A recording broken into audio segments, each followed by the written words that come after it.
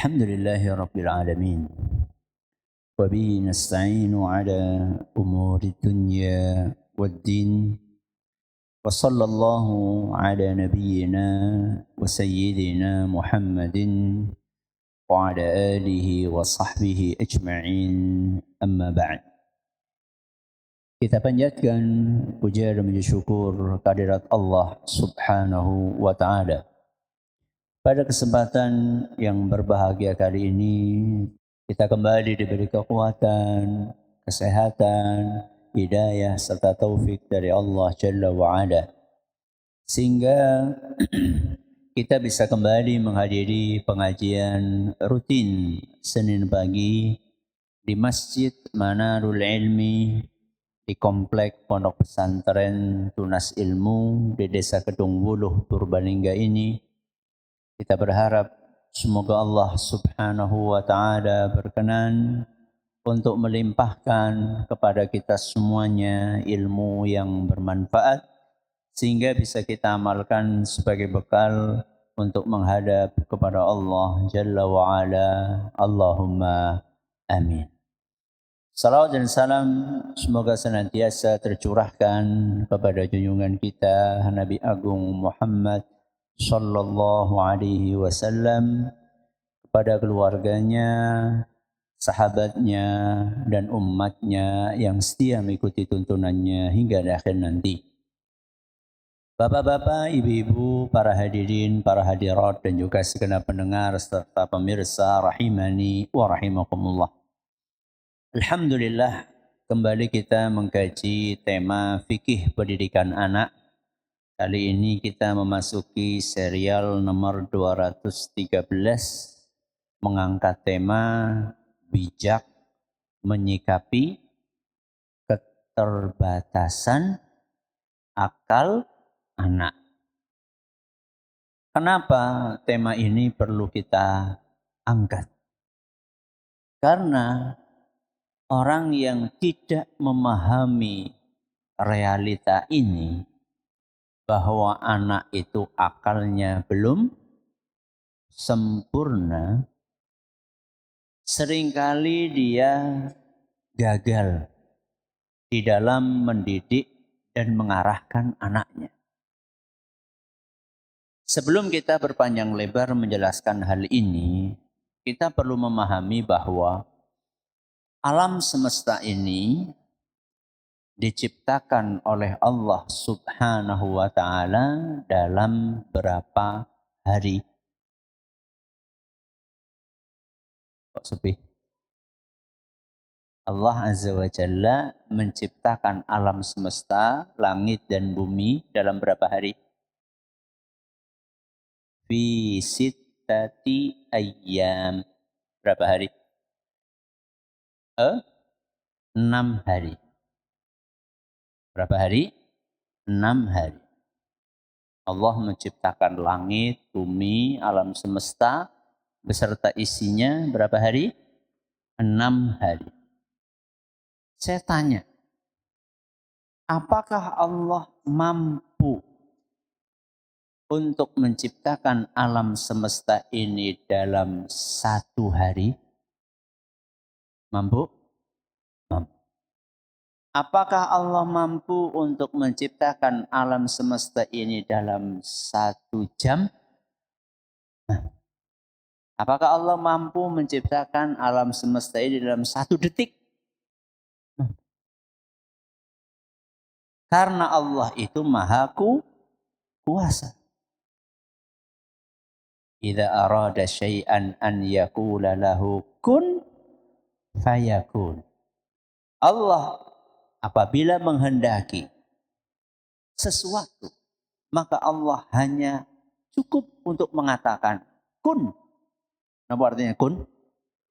Jadilah. Maka yang dikehendaki Allah akan terjadi. Dalam sekejap mata. Kalau memang Allah Azza wa Jalla mampu untuk menciptakan alam semesta ini dalam 1 detik, mengapa Allah menciptakan alam semesta ini dalam 6 hari? Apa hikmahnya? Di antara ahli tafsir ada yang menjelaskan bahwa Allah Azza wa Jalla menciptakan alam semesta ini dalam 6 hari atau 6 masa. Padahal Allah mampu menciptakannya dalam sekejap mata. Di antara hikmahnya adalah untuk mengajarkan kepada kita bahwa segala sesuatu butuh proses. Butuh apa? Proses. Boten ujuk.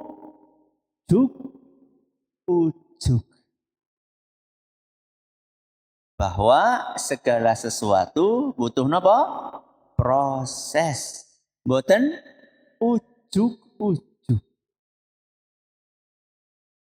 Pelajaran yang kita ambil adalah segala sesuatu itu butuh proses. Tidak terjadi, tidak terbentuk tiba-tiba. Salah satu isi alam semesta adalah manusia. Saya tanya sama jenengan, proses penciptaan manusia itu bertahap atau ujuk-ujuk? Bertahap. Ketika masih di perut atau ketika sudah keluar dari perut? Bertahapnya ketika masih di perut ibu atau ketika sudah terlahir ke muka bumi? Dua-duanya. Coba saya tanya sama jenengan. Bayi itu berproses penciptaannya di dalam perut ibu berapa lama? Sekitar 9 bulan. Mulai dari cairan, berubah menjadi darah, berubah menjadi daging. Kemudian daging itu ada tulangnya, lalu dibentuk organ-organ tubuhnya. Baru kemudian di usia 9 bulan, dia akan terlahir ke muka bumi. Prosesnya berapa lama? 9 bulan. Itu proses di dalam perut. Begitu keluar dari perut, terlahir ke muka bumi. Manusia ada prosesnya atau tidak? Ada. Anggota tubuhnya awalnya mungkin nun sewu, alisnya masih sangat nopo? Tipis. Atau bahkan kelihatan kayak tidak ada alisnya. Rambut di kepalanya juga demikian. Apa jenengan pernah melihat bayi lahir terus gondrong itu? Giginya sudah ada belum? Belum. Jadi pelan-pelan tumbuh, giginya dikit. Itu pun gigi apa dulu? Gigi susu. Ya, sampai sekian tahun nanti mulai gigi susunya tanggal 1 ganti menjadi gigi apa? Gigi tetap. Rambutnya sudah mulai juga tumbuh. Ya. Di kepalanya nanti setelah usia 11 tahun, 12 tahun mulai ada apa nih? Ada kumisnya dikit. Apa jenengan pernah melihat bayi lahir wis brengosen? Kan enggak. Dan itu bukan hanya fisiknya saja, termasuk juga kekuatannya. Bayi yang terlahir, baru lahir gitu, disuruh genggam pulpen bisa nggak?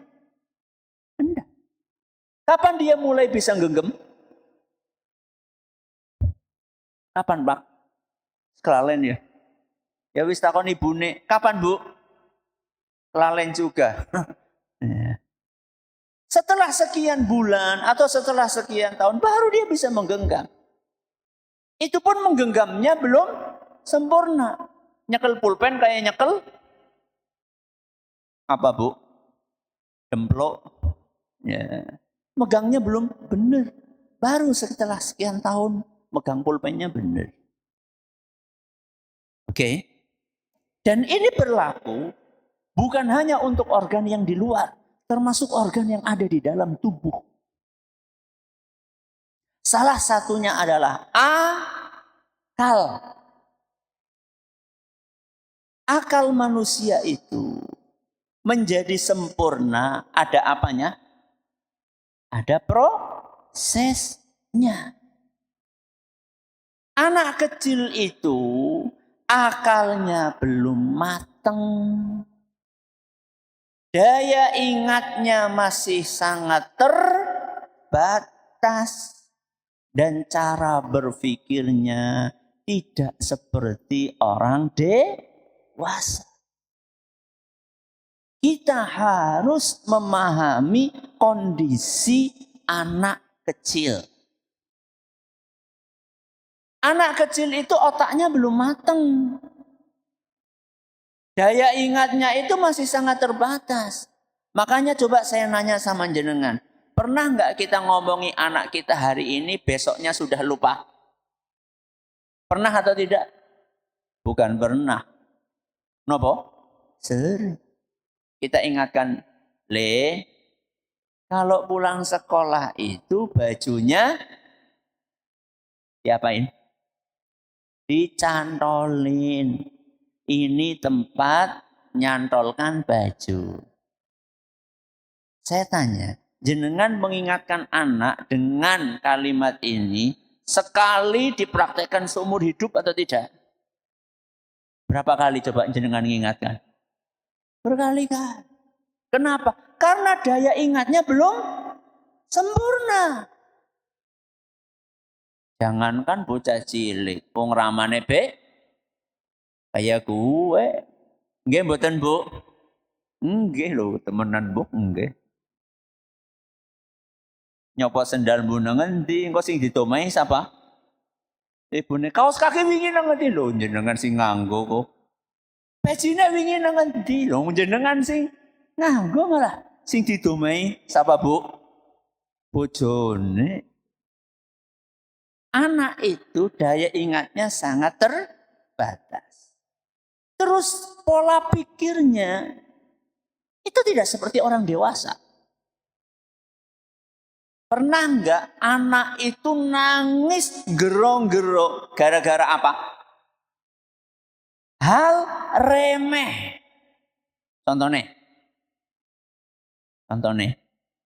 punya mobil-mobilan, rodane hilang satu. Nangisnya luar biasa. Kalau menurut kita kayak gue tok, nangis. Kenapa kita mengatakan seperti itu? Karena akal kita sudah sempurna. Buat anak kecil, hal yang kita anggap remeh, itu adalah sesuatu yang luar biasa. Tidak memahami realita ini akan membuat orang tua tidak sukses di dalam mendidik anaknya. Rasulullah Shallallahu Alaihi Wasallam itu menghadapi anak-anak kecil di zaman beliau atau tidak? Menghadapi. Entah itu anak kecil adalah putra-putri beliau sendiri, atau anak kecil itu adalah cucu beliau. Contohnya Hasan sama Husain.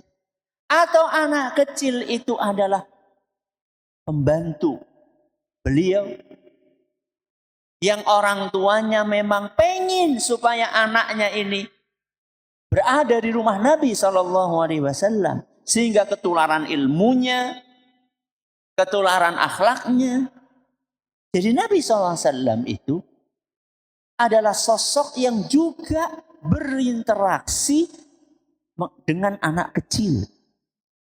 Dan kalau kita perhatikan ternyata Rasulullah Shallallahu Alaihi Wasallam sangat bijaksana di dalam menghadapi keterbatasan akal anak kecil. Saya kasih contoh buktinya dalam berapa poin di situ? Pinten? 3 poin. Mari kita bahas satu persatu. Yang pertama, pahami bahwa anak itu belum sempurna akal. Ketika Nabi SAW berinteraksi dengan anak kecil, maka beliau betul-betul memahami bahwa anak kecil ini belum sempurna akalnya. Saya kasih contoh. Salah satu pembantu Nabi SAW yang masih kecil, dan itu sengaja ibunya menitipkan anak kecil itu buat Nabi SAW untuk membantu tugas-tugas Nabi SAW, yaitu seorang sahabat yang kita kenal dengan nama Anas. Nama lengkapnya sinten? Anas bin Malik radhiyallahu anhu. Masih kecil, dikasih tugas sama Nabi SAW. Namanya masih kecil, wajar nama mboten lalai, lupa, wajar nama mboten? Wajar. Seperti jenengan nyuruh anak untuk napa? Belanja. Pernah nyuruh? Pernah nyuruh atau tidak? Pernah. Le, tolong ya belanja apa? Gula. Ternyata sampai ke rumah bawanya apa? Hah? Garam. Ya. Suruh beli tepung beras. Ternyata pulang-pulang bawanya apa, Bu? Yang mirip tepung beras apa? Terigu. Ya. Suruh beli kopi merek tertentu. Ternyata pulang bawa merek yang berbeda. Kan nggak boleh nyebut merek. Suruh beli teh. Ya, tolong ya belikan teh. Namanya teh anu. Sebutkan nama. Ternyata pulang-pulang berbeda. Bukan teh merek anu yang dibawa. Rasulullah Shallallahu Alaihi Wasallam ketika Anas bin Malik diberi tugas, kok kemudian lalai atau lupa, maka Nabi Shallallahu Alaihi Wasallam tidak marah-marah. Kata senjenengan apa mboten? Bu, kata senjenengan apa mboten? Nggih, Masya Allah. Bahkan gak cukup hanya tidak marah saja. Saat ada keluarganya Anas, entah bapaknya, entah ibunya, entah kakaknya, entah badenya, entah buliknya, pokoknya keluarganya Anas ingin memarahi Anas, malah oleh Nabi SAW dilarang. Apa kata Nabi SAW? Da'u, biarkan. Maksudnya jangan dimarahi. Kenapa? Falau qaddara an yakunakan.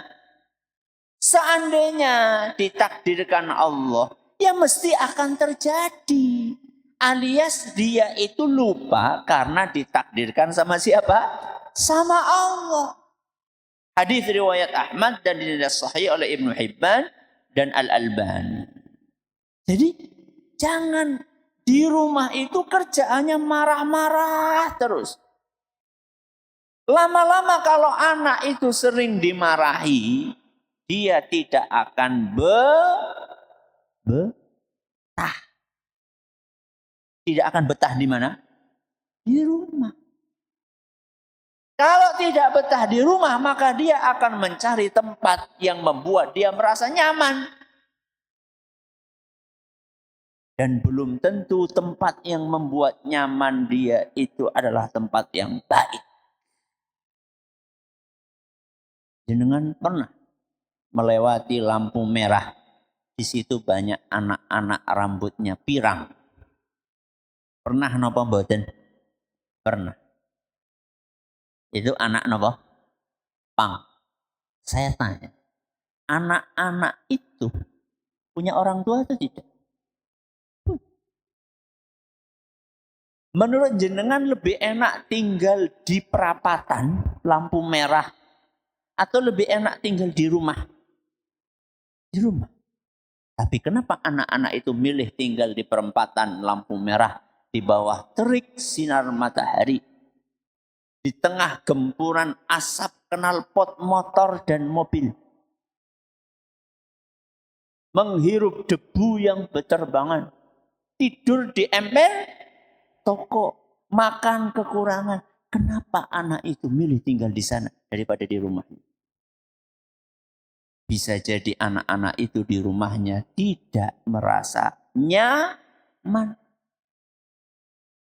Maka ayo bapak-bapak, ibu-ibu yang kami hormati, bikin anak-anak kita nyaman tinggal di rumah. Bukan kok caranya dengan membebaskan apapun yang diinginkan oleh anak. Jaluk apa tuh kok akan, jaluk apa tuh kok akan. Nggak peduli apakah yang dia minta itu merusak atau tidak. Bukan seperti itu caranya. Tapi salah satu caranya adalah bagaimana kita ini kerjaannya nggak tiap hari nopo marah-marah terus. Apalagi anak itu dimarahi atas sesuatu yang masih dalam batas kewajaran. Kenapa masih dalam batas kewajaran? Karena belum sempurna apanya? Akalnya. Jenengan tahu, salah satu sahabat Nabi SAW yang juga berada di rumah Nabi SAW. Namanya Zaid. Sinten? Zaid. Zaid bin Harithah. Sinten? Zaid bin Harithah. Ini dihadiahkan oleh Khadijah kepada Nabi SAW. Dia seorang budak. Seorang apa? Budak. Suatu hari ayahnya Zaid. Siapa namanya, Bu?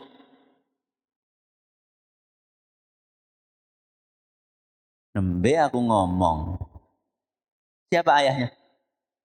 Harithah wong Zaid bin Harithah. Berarti bapaknya jenengane Harithah. Harithah datang menemui Nabi SAW dari kampungnya. Wahai Rasul. Zaid ini bukan budak, wahai Rasul. Dia adalah anak yang merdeka. Cuman beberapa saat yang lalu, suku kami terlibat pertempuran dan peperangan dengan suku lain. Ternyata suku kami kalah. Akhirnya anak saya menjadi tawanan. Kemudian diperjualbelikan.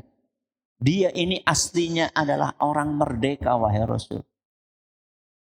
Saya pengen Zaid ini menjadi manusia merdeka lagi. Saya harus bayar berapa untuk memerdekakan anak saya? Apa jawaban Nabi SAW? Nggak perlu bayar berapa. Gratis. Yang penting Zaid kamu kasih pilihan. Untuk ikut kamu, bapaknya, yaitu sinten? Harithah. Atau tetap ikut sama saya. Kamu kasih pilihan kepada anakmu sendiri. Kalau ternyata Zaid milih untuk kembali kepada bapaknya, silahkan bawa, nggak usah bayar sepeser pun. Maka Harithah pun terkagum-kagum dengan kebijaksanaan sinten? Rasulullah Shallallahu Alaihi Wasallam. Baik, saya akan tanya kepada anak saya, Zaid, temulah Zaid, anakku. Muhammad akan membebaskan kamu. Kamu tidak lagi menjadi budak. Caranya bagaimana? Caranya kamu diberi pilihan. Apakah kamu akan ikut saya? Atau kamu akan ikut Muhammad Sallallahu Alaihi Wasallam? Kalau kamu ikut saya, maka statusmu akan menjadi orang merdeka lagi. Dan itu nggak perlu bayar. Kamu mau milih siapa? Tebak, milih siapa? Milih bareng sama Rasulullah atau milih bareng sama bapaknya? Nah, milih kembali kepada orang tuanya atau tetap bersama Nabi SAW? Coba ditebak. Kata Zaid, demi Allah, saya tidak akan pernah meninggalkan Rasulullah SAW. Milih untuk hidup bersama siapa? Rasulullah SAW. Kenapa? Karena Zaid merasa nyaman. Padahal Rasulullah SAW, bapaknya atau bukan? Bukan. Bukan bapaknya. Kalau boleh dikatakan ya Rasul bapak angkatnya. Bapak kandungnya siapa tadi? Harith. Bayangkan, seorang anak yang sudah merasakan dekat sama Nabi SAW. Tinggal bersama Nabi SAW. Merasakan nyamannya dibimbing oleh Rasul SAW. Memilih untuk tetap bersama Nabi SAW. Bahkan tidak lagi bersama dengan orang tuanya. Maka apakah kita sudah membuat anak-anak kita nyaman untuk tinggal di rumah kita? Oke, ini adalah yang pertama. Pahami bahwa anak itu belum sempurna akalnya.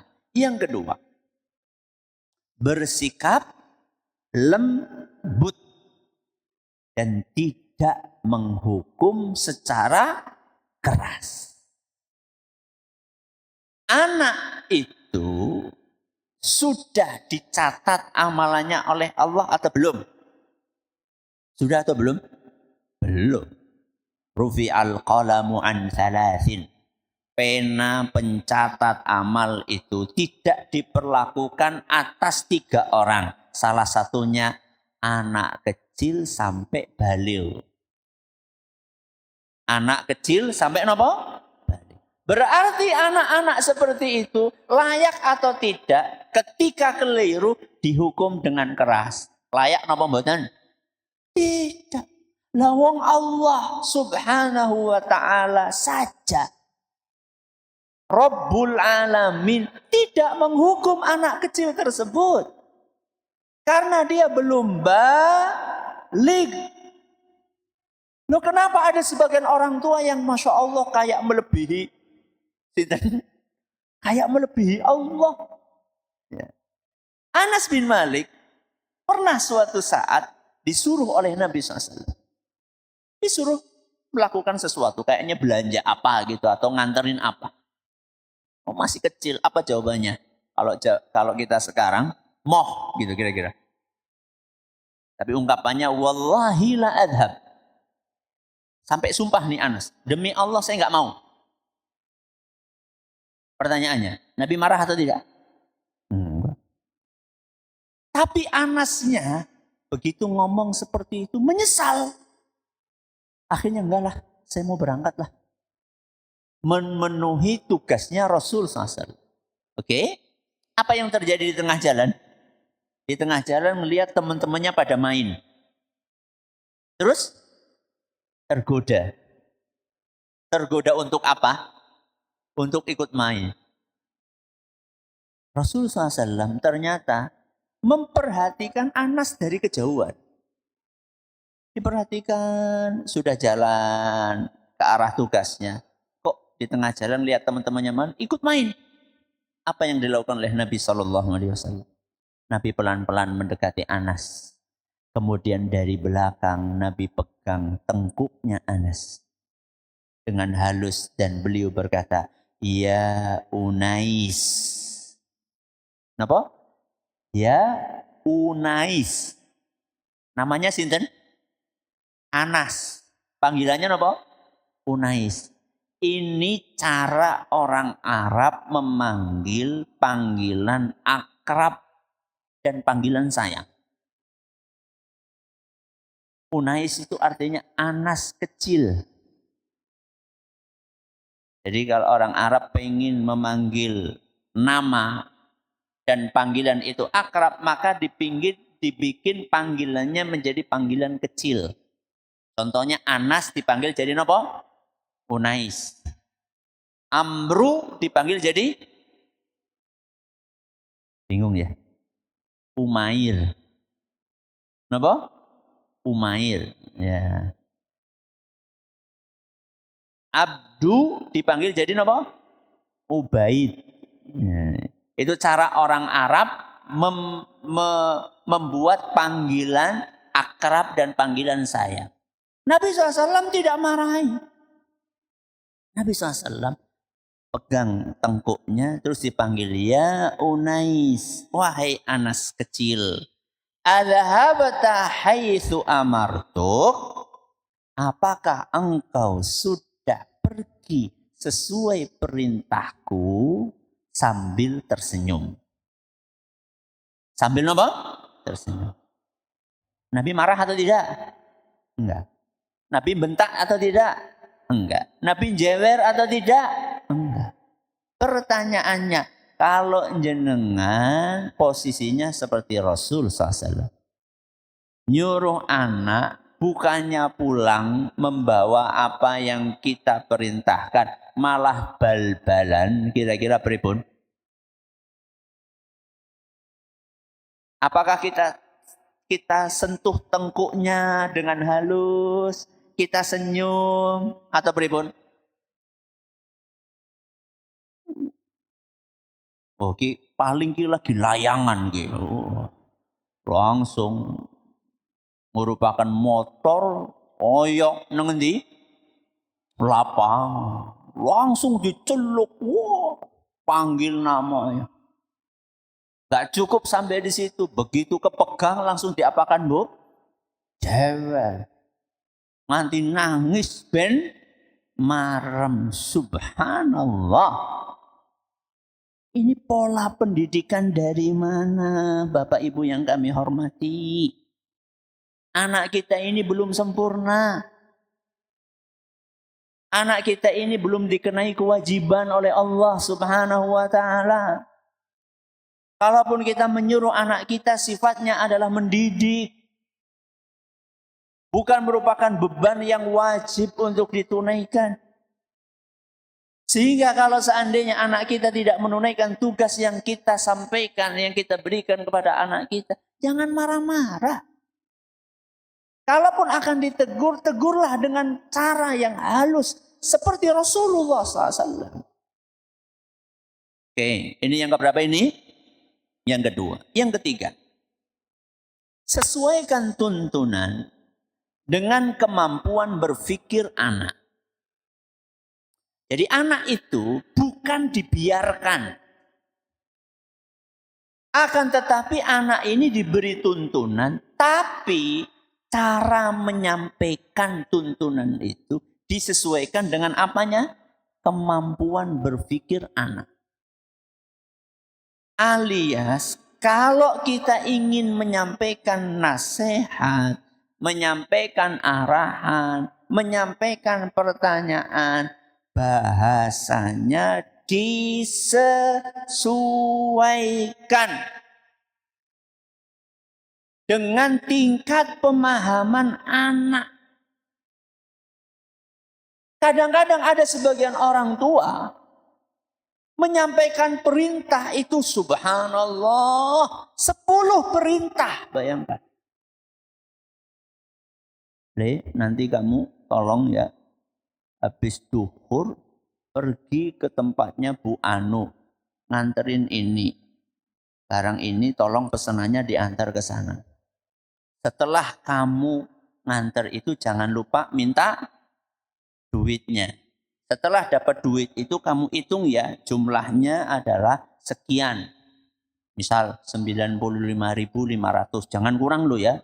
500 itu penting. Nanti dari situ kamu pergi ya ke warung. Ya. Terus kamu beli 1, 2, 3, 4, 5. Kalau bisa pas beli itu ditawar ya. Ibu-ibu banget ya. Ditawar, pokoknya maksimal, semaksimal mungkin ditawar sampai semurah-murahnya. Kalau bisa sesuai dengan harga pokok. Masya Allah. Ibu bocah umur pira gitu. Kamu mau jajan enggak apa-apa, tapi jangan lebih dari 500 rupiah ya. Astagfirullahaladzim. Jadi kita ini bukan lagi memberikan instruksi kepada karyawan. Kita itu lagi memberikan tugas kepada anak kecil yang akalnya terbatas. Ini memberikan tugas. Menyampaikan nasihat pun juga demikian. Ketika kita akan menyampaikan nasihat kepada anak kita, mbok yao dicarikan ungkapan-ungkapan yang bisa dicerna oleh anak kita. Rasulullah Shallallahu Alaihi Wasallam, saya kasih contoh dalam hadis riwayat Ahmad, dan dinilai sahih isnadnya oleh Syekh Ahmad Syakir. Pernah suatu hari Nabi SAW akan bertempur, akan berperang dengan pasukan musuh. Hanya saja Nabi SAW tidak tahu pasukan musuh itu jumlahnya berapa. Detailnya Nabi tidak tahu. Maka Nabi SAW berusaha untuk mencari informasi. Kok ketemu sama dua anak? Nabi SAW pengen tahu jumlah pasukan musuh berapa. Beliau tanya sama dua anak yang ketemu di jalan ini. Apa pertanyaan Nabi SAW? Pertanyaannya bukan berapa jumlah musuh. Itu susah. Kenapa? Karena jumlahnya banyak. Masa anak-anak mau datang kepada pasukan musuh, ayo berhitung. Kan tidak mungkin. Dan kalaupun ditanya berapa jumlah, mesti jawabannya apa? Banyak. Banyak itu angka atau bukan? Bukan. Kenapa? Karena susah. Dan terus bagaimana Nabi SAW bertanya, kam yanharuna minal juzur. Wahai anakku, musuh itu dalam sehari nyembelih berapa ekor unta. Orang nyembelih itu biasa kelihatan. Seperti kita kurban itu nyembelih kan kelihatan. Mereka musuh itu dalam sehari nyembelih berapa unta. Maka langsung anak kecil itu menjawab, setiap hari mereka menyembelih 10 ekor unta. 10 angka yang mudah atau tidak? Angka mudah, 10, 5, 6 itu kan masih bisa dicerna oleh anak-anak kita. Setelah Nabi SAW mendengar jawaban 10 ekor unta yang disembelih setiap harinya, Nabi SAW sendiri yang menyimpulkan bahwa jumlah pasukannya ada berapa? Ada 1000. Kenapa coba? Karena 1 ekor unta biasanya bisa buat makan berapa orang? 100. Berarti kalau musuh setiap hari nyembelih 10 ekor unta, berarti jumlah pasukannya kira-kira pinten? 1000. Jadi Nabi SAW yang menyimpulkan, bukan anak kecil tadi. Ya. Lihat bagaimana Rasulullah SAW menyesuaikan pertanyaannya dengan kemampuan berpikir anak. Mudah-mudahan apa yang kita pelajari bermanfaat bagi kita semua. Masih ada sisa waktu, silakan kalau ada pertanyaan bisa disampaikan. Baik Ustaz, jazakumullah khairan atas pertanyaannya. Atas materi yang disampaikan, kami bacakan pertanyaan pertama. Ustaz, bagaimana agar kita tidak mudah marah kepada anak? Jazakumullah khairan. Ustaz, bagaimana supaya kita tidak mudah marah terhadap anak kecil? Yang pertama, berdoalah kepada sinten? Allah. Berdoa supaya dijauhkan dari perilaku buruk. Di antara doanya adalah Allahumma jannibni munkaratil akhlaq. Napa? Allahumma jannibni munkaratil akhlaq. Artinya, ya Allah, jannibni, jauhkanlah aku dari apa? Munkaratil akhlaq, perilaku yang buruk. Salah satu perilaku buruk itu adalah emosian, alias gampang marah. Jadi yang pertama berdoa. Yang kedua, latihan. Napa? Latihan. Latihan apa? Latihan sabar. Jadi kalau mau jengkel, ditahan. Ditahan.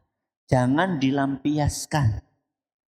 Dan ini butuh latihan. Latihannya bagaimana Ustadz? Ya kalau biasanya marah terus ngomong, mulutnya diapakan? Mingkem. Alias ditahan. Kalau biasanya marah tangannya langsung bereaksi, ya bergerak, tahan, tangannya dicekeli supaya tidak bereaksi. Latihan. Ya. Innamal hilmu bitahallum. Kata Nabi SAW, orang bisa penyabar kalau dia latihan sabar. Ini yang keberapa, Bu? Yang kedua. Yang ketiga, saya pernah sampaikan, lupa saya, pada sesi yang keberapa, masih fikih pendidikan anak. Yaitu mempraktekkan pernafasan. Kenapa? Pernafasan. Saya lupa, nanti jangan cari. Jadi ada tips yang disampaikan oleh ahli psikologi, ya, bahwa latihan pernafasan, jadi kalau emosi itu disuruh tarik nafas panjang, terus habis itu ditahan sebentar, terus dihembuskan, terus tarik nafas lagi, ditahan sebentar, terus dihembuskan. Ini termasuk ikhtiar yang bisa menurunkan apa? Emosi. Ini beberapa tipsnya. Ya. Terima kasih Ustaz, jazakumullah khairan. Kami bacakan pertanyaan berikutnya. Ustadz, anak saya sejak kecil saya ajarkan untuk sholat berjamaah. Tetapi seiring usia dan pergaulan, anak suka berbohong dan tidak sholat berjamaah. Padahal pergi dari rumah sebelum azan.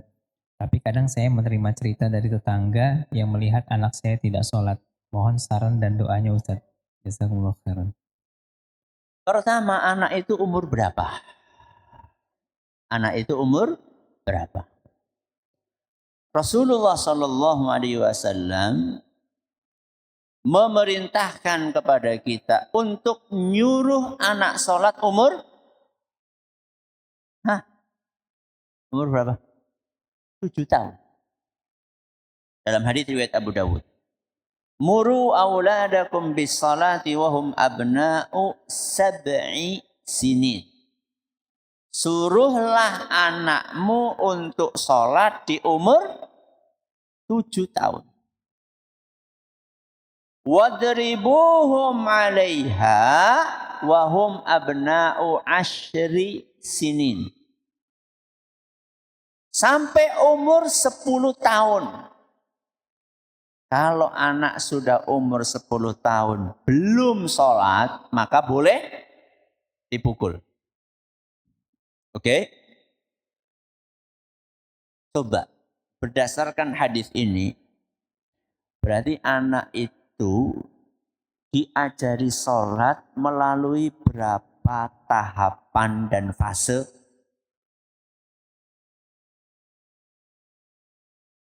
Ini sepi. Berapa tahapan? 3. Berapa tahapan? 3. Sebelum usia 7 tahun, ini tahap pertama. Tahap kedua, usia 7 sampai sebelum 10. Tahapan ketiga, 10 ke atas. Kita ulangi berapa tahapan? Tahap pertama kapan? Sebelum 7 tahun. Tahapan kedua, mulai umur 7 tahun sampai sebelum 10. Tahap ketiga, 10 tahun ke atas. Sebelum usia 7 tahun, anak ini tidak harus disuruh. Tidak harus disuruh. Berarti kalau anak ini nggak sholat, umurnya belum 7 tahun, boleh nggak dihukum? Nggak boleh. Nggak boleh. Berarti dijor kelowor Ustaz. Bukan dijor kelowor. Dicontoni. Diapain? Dicontoni. Siapa yang nyontoni? Ya ramane karo biunge masa tanggane. Ramane karo biunge nang endi sih? Ya bapaknya sama ibu. Ngasih contoh. Kalau anak setiap hari ngelihat bapak ibunya sholat, masa si ora nyontoh sholat? Nah, 7 tahun mulai diapain? Disuruh. Nyuruhnya kasar atau halus? Halus. Kalau dia tidak melakukan boleh nggak dihukum? Enggak. Tetap belum. Karena Nabi Shallallahu Alaihi Wasallam hanya mengatakan suruh. Nabi tidak katakan hukum. Kapan boleh dihukum? 10 tahun. Itu pun setelah dinasehati, nggak mempan baru boleh mukul. Mukulnya pun ada aturannya. Dan kita pernah membahas aturan memukul dalam 3 pengajian. 3 seri pengajian. Aturannya ada 10. Coba jenengan ulang lagi, nanti cari lagi kertasnya. Nek urung go bungkus apa? Kacang. Ya, jenengan cari lagi itu. Ya. Ada 10 aturan memukul. Nah sekarang pertanyaannya, anak yang tadi bohong, katanya sholat berjamaah ke masjid, itu umur berapa? Kalau umurnya masih di bawah 10 tahun, ya nggak usah dihukum. Kalaupun akan diingatkan dari bohongnya saja. Ya. Dan perlu dicari tahu kenapa anak ini bohong. Ya. Bisa jadi karena dia tertekan, bisa jadi karena dia kepengin bermain, tapi nggak punya waktu untuk bermain. Dicari sebabnya kenapa. Setelah ketemu sebabnya, dicarikan solusinya. Misalnya dia itu nggak ada waktu untuk bermain. Oh berarti dia itu perlu dikasih waktu untuk bermain. Dan kalau seandainya anak ini jujur, maka harus diapresiasi. Masya Allah, anakku rajin banget, alhamdulillah. Berangkat ke masjid berjamaah, diapresiasi. Tidak sedikit orang tua itu anaknya melakukan kebaikan, dibiarkan saja. Gak ada apresiasi sama sekali. Baru orang tua ngomong ketika anaknya melanggar. Ini orang tua pemadam kebakaran. Kapan bergeraknya? Kalau ada kebakaran. Ya, jangan seperti itu. Ya, baik. Semoga apa yang kita pelajari bermanfaat untuk kita semuanya. Terima kasih atas perhatiannya. Mohon maaf atas segala kurangannya. Kita akhiri. Subhanakallahumma wa bihamdika. Asyhadu an la ilaha illa anta astaghfiruka wa atubu ilaik. Assalamualaikum warahmatullahi wabarakatuh.